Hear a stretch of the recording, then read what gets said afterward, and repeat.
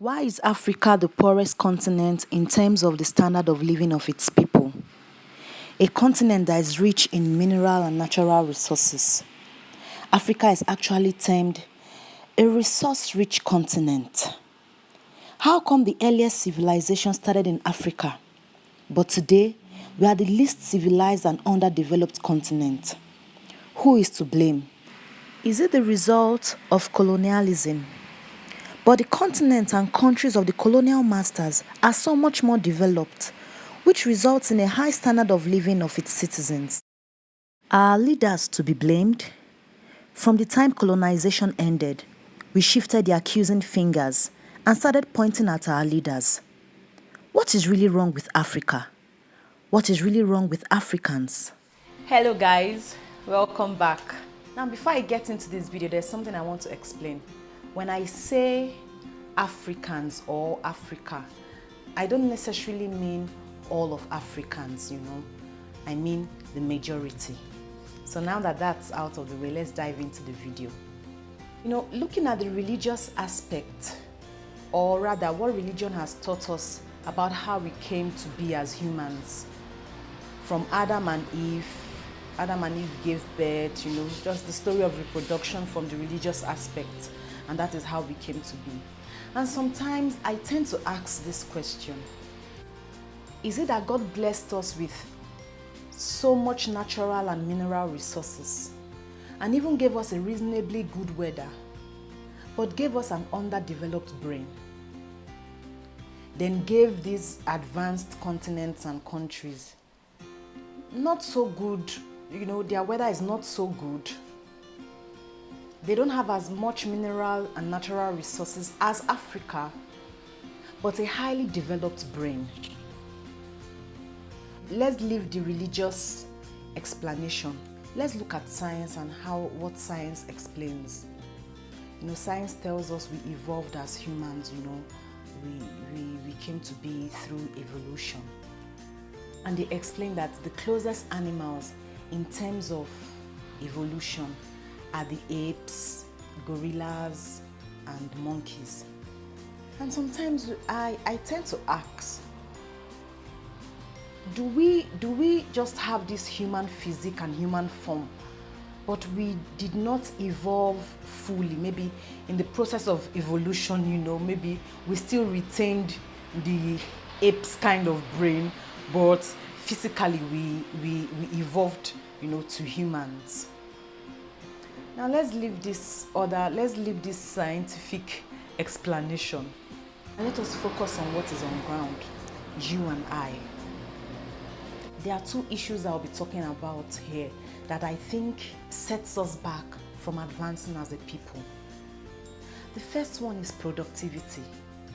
We are not productive. When you ask the average African, why do you want to be successful? They give you good reasons. They tell you, I want to live a comfortable life. I want to give the best to my kids. Or my parents gave their all for me, so I want to give them the best. But subconsciously, the reason is to outshine someone, is to outdo someone. That subconscious reason. And this reason most times is the driving force behind the success. And that is why we are not productive. I always say this: you can't see the need of a people or a person when you are trying to outshine those people or that person. If we look at the foundation of whatever we call, or whatever the world calls success, or whatever is successful, the foundation is solving problems for humanity. And so, when you are trying to outshine someone, how can you see the need of that person? Or you'll be so in your head that you will not even see a problem to be able to solve. That is why we have crude oil. But we still need foreigners to convert our crude oil into finished goods for we and other people to use. We don't know how to convert our own things that were given to us naturally. We don't know how to convert it for the use of humanity. Because we are so busy trying to outshine someone. Is it that we are trying to outshine the man on our street, or that woman on our street, or that lady that insulted us that day, and want to show her or show him that we have arrived. And we work so hard to show that we are successful. We don't even see a problem anymore to solve. What we see is how we are going to be better than that person, how we are going to be better than that person, and not in a good way. And this eats deep into us. And this is why, with so much that we have, we can't use it for anything. Even though Africa is referred to as the sun continent, it is estimated that more than 500 million Africans will still not have electricity by the year 2040. We don't think productively. Another reason I see again is our need to force our ideas down other people's throats. People must believe in what we believe in. If you don't believe in what I believe in, you are my enemy. If you don't believe in what I believe in, then you deserve to die. But when we look at these advanced countries or these advanced continents, their driving force or their watchword is humanity first. It doesn't matter how absurd or how ridiculous some of their citizens think. It doesn't matter. As long as they don't pose any threat to humanity, they are allowed to live. They are given the right to live. They are given the right to be humans. But let's take it back here. Whoever doesn't believe in what we believe in doesn't even deserve to live. We hate ourselves so much over maybe we have different tribes, we have different beliefs. We don't even want to see ourselves as what we are first, humans. We are humans first. Before even tribe came, before even culture came, when we give birth, the first thing that is being asked is it a boy or a girl? You don't ask, unless in extreme cases, we don't ask, is it a human being? Why? The first thing is we are humans. We are allowed to think differently. We are allowed to act differently as long as we are not endangering another person's life. But it's not so in Africa. Now, let me use this as an example. You watching me, you don't have the same face as I do. And I'm sure your friend doesn't have the same face as you do. You probably would not see someone that has exactly the same face as you do. Unless maybe you're a twin or a triplet or, in cases like that. But normally, you don't see your face everywhere. Now, we don't go about killing people for having different faces. Nobody does that. Oh, you don't have my face, you deserve to die, I'll kill you. Or you don't have my face, you deserve to be locked up, you are supposed to be in prison for not having my face. No, we are all allowed to live because it's normal not to have the same face. Now, why do we think it's abnormal to have different thoughts? Obviously, you don't have my face, so I don't expect you to think as I think. It's a no-brainer. You don't have my face. You obviously should not have you should not even have my thoughts. You should think differently than I do.